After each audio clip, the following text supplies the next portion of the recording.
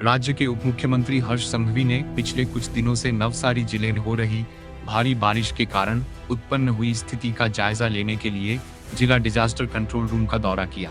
इस दौरान उन्होंने जिला प्रशासन द्वारा चलाए जा रहे राहत, बचाव एवं पुनर्वास कार्यों की विस्तृत समीक्षा की।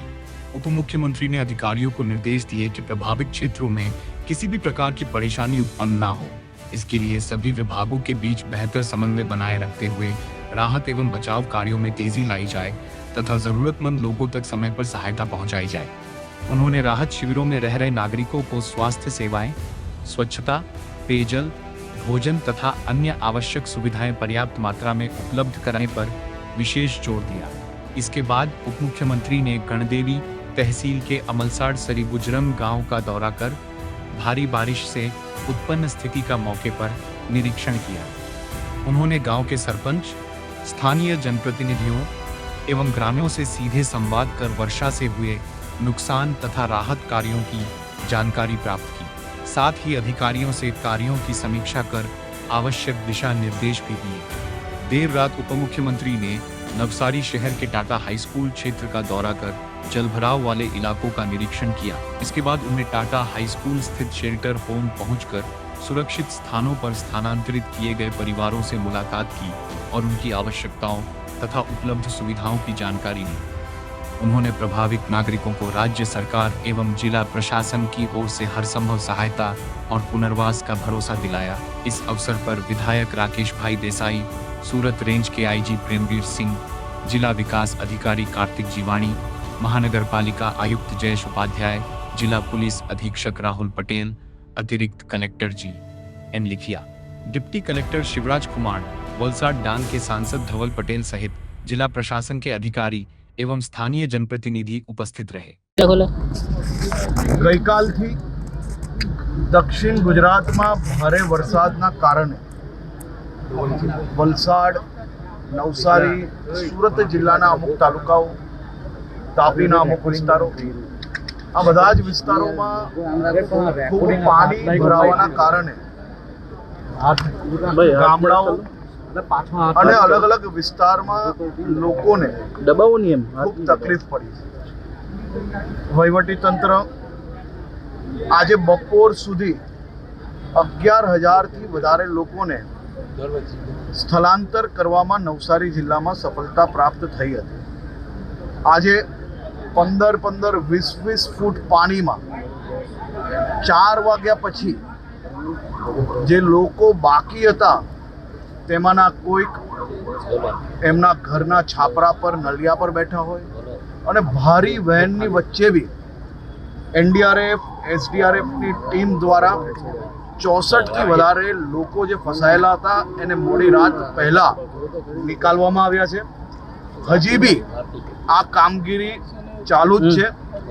ઘણા ગામડાઓ એવા છે જ્યાં પાણી થોડું ઓછું બી થયું છે અને વહીવટીતંત્ર હોય કે સામાજિક સંસ્થાઓ હોય કે ભારતીય જનતા પાર્ટીના ચૂંટાયેલા પ્રતિનિધિ હોય કે સંગઠન હોય, આ બધા જ લોકો સાથે મળીને અહીં રાત દિવસ એક કરીને જે કાર્ય કરી રહ્યા છે એવા સૌ વહીવટીતંત્રના જવાનો અને સામાજિક સંસ્થાઓના સૌ કાર્યકર્તાઓ, આ બધા જ લોકોનો હું આભાર બી માનું છું।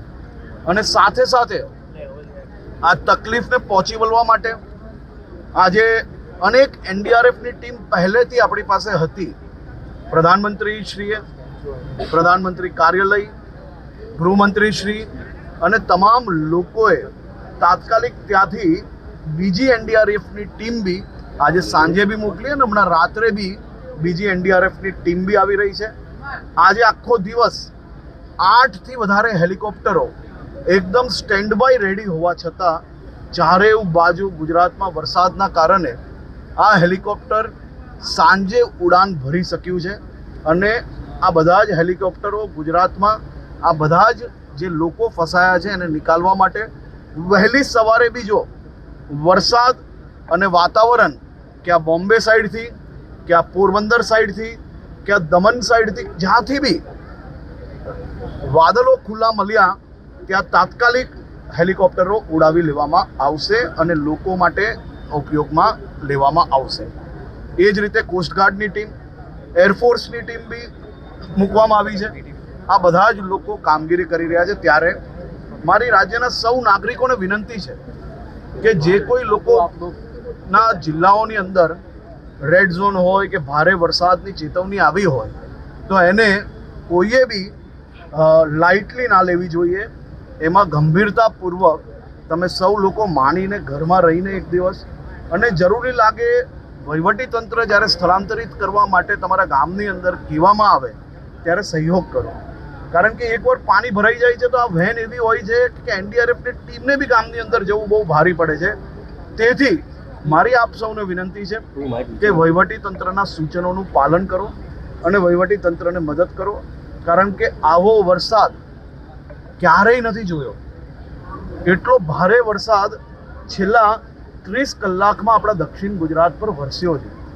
ઉમરગાંવમાં તો 45 ઇંચથી વધારે વરસાદ, 45 ઇંચ વરસાદ 24 કલાકની અંદર. આવું ક્યારેય કોઈએ સપનામાં ના વિચાર્યું હોય. 60-70 વર્ષના ઇતિહાસમાં આટલો વરસાદ નથી આવ્યો જેટલો વરસાદ આ છેલ્લા 30 કલાકમાં આવ્યો છે.